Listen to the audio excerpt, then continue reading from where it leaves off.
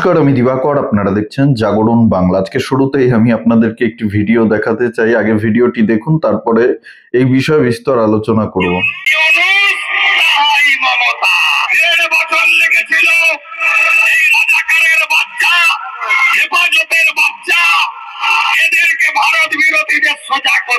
অনেকবার বলি, বাবা তোমার দরবারে সব পাগলের খেলা, হরেক রকম পাগল নিয়ে মিলাইছে মেলা। আবার বলছি, এটা একটা বদ্ধ পাগল। তিনি দাঙ্গা আর হাঙ্গামা ছাড়া কিছু বোঝেন। বাপের বেটা হলে এই 2026-এ আবার ভারতের সেই ছাগলের 3 নম্বর বাচ্চা ও বিজেপি নেতা শুভেন্দু অধিকারী এবার জনতার রোষানল ও মারধরের শিকার।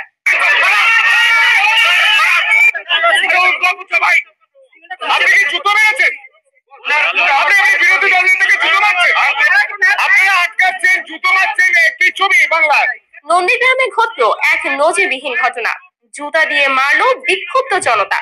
ঘটনাটি ঘটে সোমবার নন্দীগ্রামের একটি পথসভায়। সম্প্রতি শুভেন্দু অধিকারী ভারতীয় পার্লামেন্টে বাংলাদেশকে নিয়ে বিভিন্ন আপত্তিকর ও উস্কানিমূলক বক্তব্য দেন। এ সময় পার্লামেন্টে উপস্থিত তৃণমূল নেত্রী মমতা ব্যানার্জিকে উদ্দেশ্য করে খুবই নেক্কারজনক একটি কথা বলেন। সে সময় শুভেন্দু অধিকারী মমতা ব্যানার্জিকে উদ্দেশ্য করে বলেন, শরীর থাকলে যেমন জ্বর জ্বালা হয়, তেমনি একটু একটু রেপও হয়। বাচ্চা ছেলেরা একটু একটু দুষ্টুমি করে। শরীর থাকলে যেমন জ্বর জ্বালা হয়, তেমনি একটু একটু রেপও হয়। বাচ্চা ছেলেরা একটু একটু আমাকে করে। এ সময় শুভেন্দু অধিকারী এমন অশোভনশীল বক্তব্যে পার্লামেন্ট জুড়ে হট্টগোল শুরু হয়ে সাথে সাথে পার্লামেন্টের স্পিকার শুভেন্দু অধিকারীর বক্তব্যের তীব্র নিন্দা জানায়। বিজেপি নেতা শুভেন্দু অধিকারী তৃণমূল নেত্রী মমতা ব্যানার্জিকে এমন আপত্তিকর কথা বলার জেরে তৃণমূল কংগ্রেসের নেতা কর্মী ক্ষুব্ধ হয়ে নন্দীগ্রামে শুভেন্দু অধিকারীর ওপর চড়াও হয়ে তার উপর হামলা চালায়। এক পর্যায়ে শুভেন্দু অধিকারীর বিজেপি নেতা কর্মী ও মমতা ব্যানার্জির তৃণমূল কংগ্রেসের নেতা কর্মীদের মধ্যে শুরু হয় ধস্তাধস্তি ও মারামারি। বিক্ষুব্ধ জনতার রোষানলে পড়ে এক পর্যায়ে পরিস্থিতি এতটাই ভয়াবহ হয়ে ওঠেছে, শুভেন্দু অধিকারী দৌড়ে নন্দীগ্রাম থানায় আশ্রয় নেন। নিজের জীবনের নিরাপত্তার জন্য তিনি পুলিশের ওপর সম্পূর্ণ নির্ভরশীল হয়ে পড়েন। এ সময় উপস্থিত তৃণমূল কংগ্রেসের একজন নেত্রী শুভেন্দুর ওপর ক্ষুব্ধ হয়ে বলেন, এই শুভেন্দুর কারণে এখন আমাদের পশ্চিমবঙ্গের অচল অবস্থা। তার বাংলাদেশ বিরোধী বক্তব্যের জেরে এখন আর বাংলাদেশিরা ভারতে আসছে না। এমনকি ভারতের সাথে চরমভাবে ব্যবসায়িক সম্পর্কে অবনতি ঘটেছে। আমাদের ভারতীয় কৃষকেরা এখন আন্দোলনে নেমেছে তাদের উৎপাদিত আলু পেঁয়াজের ন্যায্য দাম না পেয়ে। সম্প্রতি ভারতের বিজেপি নেতা শুভেন্দু অধিকারী বাংলাদেশের আলু পেঁয়াজ রপ্তানি বন্ধের ঘোষণা এবং বাংলাদেশ নিয়ে বিভিন্ন আপত্তিকর বক্তব্যের জেরে উত্তাল বাংলাদেশ। বাংলাদেশের এই মোল্লাগুলো, মৌলবীগুলো, উগ্রবাদীগুলো, এদেরও পাকিস্তানের রাজাকারের যে হালত হয়েছিল সেই সেই সাথে বাংলাদেশে তুলেছেন ভারত বয়কটের ডাক এবং তারা ভারতের কোনো পণ্য আর আমদানি করবেন না বলে সিদ্ধান্ত নিয়েছেন। আর এর ফলে ইতোমধ্যে রপ্তানির অভাবে ভারতের কৃষকের উৎপাদিত আলু পেঁয়াজে পচন ধরতে শুরু করেছে। এমনকি যেসব আলু পেঁয়াজ বাংলাদেশের বিভিন্ন সীমান্তে ট্রাকে করে নেওয়া হয়েছে রপ্তানির উদ্দেশ্যে, সেই সব আলু পেঁয়াজও নিতে অনাগ্রহ দেখাচ্ছে বাংলাদেশ। তাই সেখানেই ট্রাকেই পৌঁছে যাচ্ছে এসব আলু পেঁয়াজ। ফলে বিপাকে পড়েছে ভারতের ব্যবসায়ীরা। এর ফলে ভারতের কৃষক ও ব্যবসায়ীদের দেখা দিয়েছে অস্থিরতা ও বিজেপি নেতা শুভেন্দু অধিকারীর ওপর তীব্র ক্ষোভ এবং পদত্যাগের দাবি। এছাড়াও এই শুভেন্দু আমাদের নেত্রী মমতা ব্যানার্জিকেও অপমান করেছে। সে তো এত সহজে ছাড় পাবে না, এটাই মানুষের রাগ। শুভেন্দু অধিকারী তার কর্মফলের স্বাদ পাচ্ছেন, আরো পাবে যদি না দেশের মধ্যে সাম্প্রদায়িক দাঙ্গা না বন্ধ করে।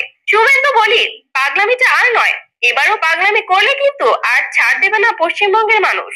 বলি, শুভেন্দু পাগলামিটা আর নয়, এবারে পাগলামি করলে, রাস্তায় দাঁড়িয়ে দাঙ্গা বাঁধানোর চেষ্টা করলে আমাদের তৃণমূল কংগ্রেসের ভাইরা কিন্তু ময়দানে নেমে লড়াই করে কিভাবে ওকে ঘরে ঢোকাতে হয় সেটা আমরা জানি।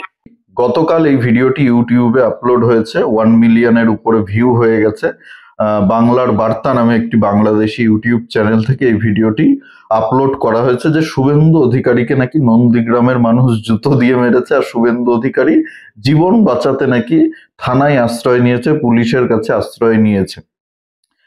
মানে কতটা হাস্যকর বাংলাদেশের এই মিডিয়াগুলো একবার ভাবুন। এরা এখন শুভেন্দু অধিকারীর পেছনে পড়েছে। শুভেন্দু অধিকারীকে নন্দীগ্রামে জুতো দিয়ে মারা হচ্ছে, এরকম একটা খবর করেছে। তো ভিডিওগুলো দেখলাম, বিভিন্ন জায়গা থেকে ক্লিপ কালেক্ট করে একটু একটু করে জোড়া দিয়ে ভিডিওটা তৈরি করা হয়েছে। আর যে জুতো দিয়ে মারার খবরটা বলা হয়েছে সেটা 5 মাস আগের ঘটনা। 5 মাস আগে শুভেন্দু অধিকারী জুতো দেখিয়েছিল তৃণমূল কর্মীদের উদ্দেশ্যে। তৃণমূল কর্মীরা কটূক্তি করছিল, সেই সময় শুভেন্দু অধিকারী জুতো খুলে তাদের উদ্দেশ্যে দেখায়।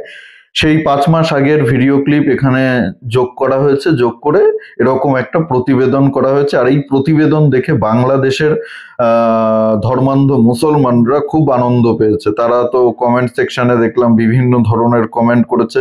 সত্য তুলে ধরার জন্য অসংখ্য ধন্যবাদ বাংলাদেশ থেকে নন্দীগ্রামের ভাই বোনদেরকে জানাচ্ছি শ্রদ্ধা ও সেলুট। বাংলাদেশ থেকে বলছি, সত্যতা তুলে ধরার জন্য অসংখ্য ধন্যবাদ। মানে এই ধর্মান্ধ মুসলমানরা এই ধরনের ফেক নিউজগুলোকে সত্যি বলে অলরেডি বিশ্বাস করে নিয়েছে।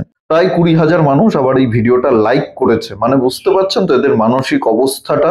পাগলের সুখ মনে মনে, এই পাগলরা, এই উন্মাদরা এই ধরনের ফেক নিউজ দেখে কতটা আনন্দ পাচ্ছে, কতটা সুখ পাচ্ছে মনে মনে। আর কিছু বাংলাদেশি ইউটিউবাররা এই ভিডিওগুলো তৈরি করছে, এই প্রতিবেদনগুলো তৈরি করছে, এই গুজব রটাচ্ছে, বাংলাদেশের জনগণকে এগুলো দেখাচ্ছে। আর বাংলাদেশের ধর্মান্ধ মুসলমানরা এগুলো দেখে বেশ আনন্দ পাচ্ছে।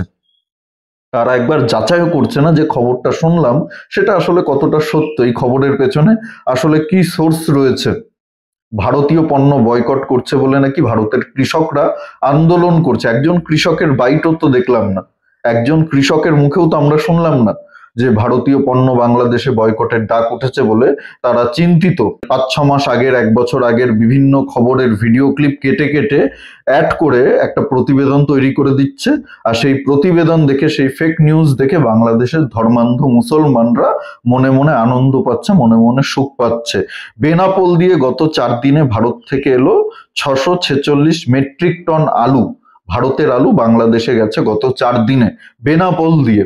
এটা আমি বলছি না, এটা ভারতের মিডিয়া বলছে না, বাংলাদেশের মিডিয়া বলছে, বাংলাদেশের সংবাদ মাধ্যম বলছে। ভারত থেকে তো বাংলাদেশ আলু, পেঁয়াজ নিচ্ছে, চাল নিচ্ছে, তেল নিচ্ছে। তাহলে ভারত বয়কট করে কি হলো?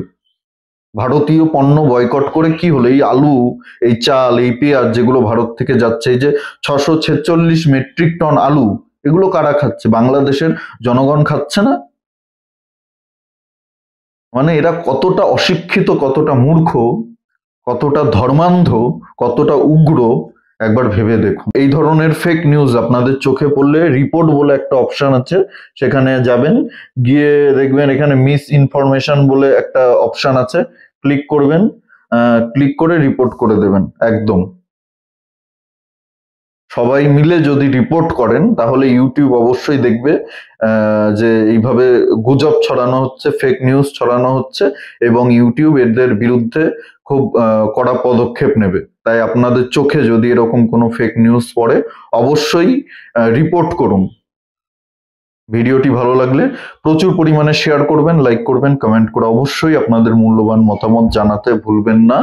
আর জাগরণ বাংলা ইউটিউব চ্যানেলে নতুন হলে আমাদের চ্যানেলটি সাবস্ক্রাইব করে পাশে থাকুন, পাশের বেল আইকনটি প্রেস করে দিন। আমাদের প্রতিটি ভিডিওর নোটিফিকেশন আপনাদের কাছে সবার আগে পৌঁছে যাবে। সবাই খুব ভালো থাকুন, সুস্থ থাকুন, আশেপাশে সবার খেয়াল রাখুন। জয় হিন্দ, বন্দে মাতরম, ভারত মাতা কি জয়।